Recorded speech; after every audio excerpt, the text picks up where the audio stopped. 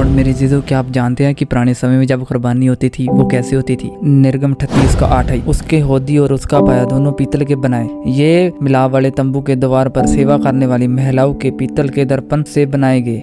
Bible कहती है कि मेरे जीजो, जब परमेश्वर ने मूसा को दर्शन दिया तो उसने ये बताया है कि ये जो पीतल का मैं आपको दिखा रहा हूँ, ये बाइबल कहती है कि यही बनाना। तो बाइबल कहती है कि सबसे पहला जब कुर्बानी होती थी किसी भी चीज़ की, तो बाइबल कहती है कि सबसे पहला वो कुर्बानी को मतलब अच्छे तरीके से धोया जाता था। जिस चीज़ के बीच धोया जाता था उसको बोलते हैं कॉपर लेवर। निर्गम 29 का 17। तब उस मेढ़ों को टुकड़े टुकड़े काटना और उसकी अंतड़ियाँ और पैरों को धोकर उसकी टुकड़े को सिर के ऊपर रखना। बाइबल कहती है कि जो सबसे पहला कुर्बानी होती थी वो ऐसे होती थी, उसकी अंतड़ी को निकाल लिया जाता था, उसको the copper of the labour से धोया जाता था। तो बाद में बाइबल कहती है कि उसकी जो भी अंतड़ी होती है उसको सिर के ऊपर रखा जाता था। तो बाइबल कहती है कि ऐसे कुर्बानी को फ्रेश किया जाता था। इसको फ्रेश करने के लिए हौदी के बीच से पानी लिया जाता था। इस हौदी के बीच पानी भरा रहता था। इसका प्रयोग हाथ पांव धोने के विशेष अवसर पर स्नान करने के लिए प्रयुक्त किया जाता था। निर्गम 30 उसके 17। और यहोवा ने मूसा से कहा, धोने के लिए पीतल की एक हौदी और उसका पाया पीतल का बनाना और उसके मिलाप वाले तंबू के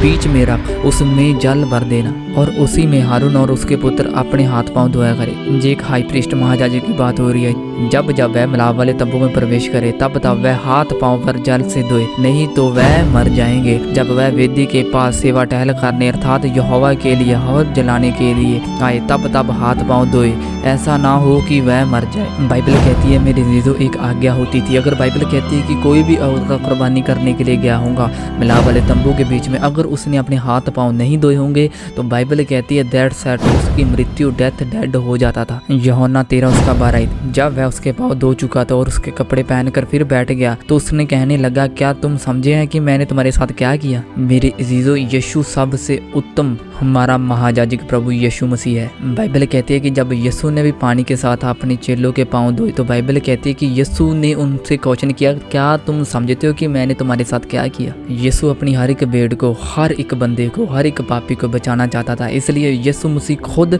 एक पानी के स्वरूप में, पवित्र आत्मा के स्वरूप में आए यीशु मसीह के नाम में। उत्पत्ति 1 उसकी 2 है। पृथ्वी बेडौल और सुनसान पड़ी थी और गहरे जल के ऊपर अंधकार था। तब परमेश्वर का आत्मा जल के ऊपर मंडराता था, क्योंकि परमेश्वर का आत्मा पवित्रता का हिस्सा है। और बाइबल कहती है कि जो पवित्र आत्मा होता था, परमेश्वर का आत्मा होता था, गॉड स्पिरिट होती थी, बाइबल कहती है वह पानी के ऊपर मंडलाता था। तो बाइबल कहती है यही वाचा वाले संदूक के ऊपर पानी था। बाइबल कहती जब भी कोई कुर्बानी होती थी, जब भी कोई पापी का मतलब गुनाह माफ किए जाते, सबसे पहले याजकों को भी हाथ धोने पड़ते थे, परमेश्वर की आत्मा में आना पड़ता था, नहीं तो वो मर जाता था। इसी ही तरह मेरे जीजो बाइबल कहती है कि यीशु ने भी ऐसा काम किया जो व्यवस्था नहीं कर सकी। मेरे जीजो, यीशु मसीह भविष्यवक्ता और वह व्यवस्था से भी उत्तम ठहरा है। भविष्यवक्ता गवाही देते हैं कि व्यवस्था सच्ची है, व्यवस्था सच्ची है, व्यवस्था सच्ची है, नहीं तो तुम व्यवस्था को तोड़ेंगे, ऐसा हो जाएगा, ऐसा हो जाएगा। पर बाइबल कहती है भविष्यवक्ता और व्यवस्था दोनों रलकर कहते हैं कि यीशु सच है। रोमियो 3 उसकी 21।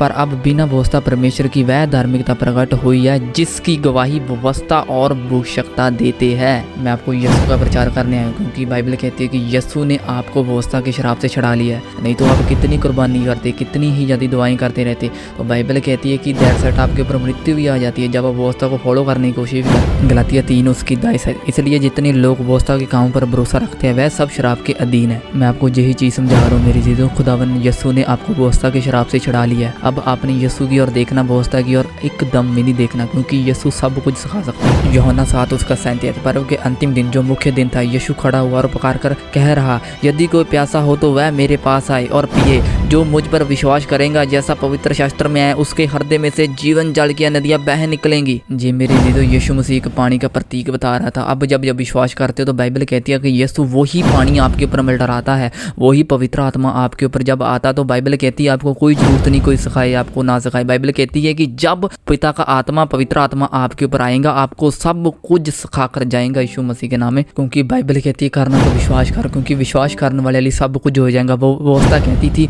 अगर जो तू करना है तो सिर्फ आज्ञा को फॉलो कर, अगर तू आज्ञा को फॉलो करेगा फिर ही तेरे ये काम होंगे। क्योंकि यीशु कहता अगर तू कर सकती है तो विश्वास कर, क्योंकि विश्वास करने के साथ ये चिन्ह होंगे, वह मेरा नाम लेके दुष्ट आत्मा को निकालेंगे। अब जो बाइबल कहती है कि जो यीशु कर गया वह व्यवस्था भी नहीं कर सकी। रोमियो 8 उसका 3 है। क्योंकि जो काम व्यवस्था शरीर के कारण दुर्बल होकर ना कर सकी उसको परमेश्वर ने किया, अर्थात अपने ही पुत्र को पाप में शरीर के समानता के और पाप बलि होने के लिए बेचकर शरीर में श्राप को दंड की आज्ञा दी। जहाँ पर वो जो समानता का शब्द बरताया गया है उसको ग्रीक में बोलते हैं होम्यम। इसका मीनिंग होता है एक स्वरूप, एक रूप, एक न्यू ही बॉडी। रोमियो 5 उसकी 15। पर जैसे अपराध की दशा है वैसे ही अनुग्रह का वरदान की नहीं। बाइबल कहती है कि जब कोई इंसान पाप करता है इसका मतलब ये नहीं कि जैसे व्यवस्था श्राप देती है वैसा अनुग्रह का भी दाता आपको श्राप दे। ये सच है कि एक ही मनुष्य के अपराध के कारण सब लोग मरे, किंतु इस प्रमाण से नहीं अधिक महान है परमेश्वर का अनुग्रह और वह अनुग्रह पूर्ण वरदान जो एक ही मनुष्य यीशु मसीह के द्वारा सबको मिला। हालेलुया।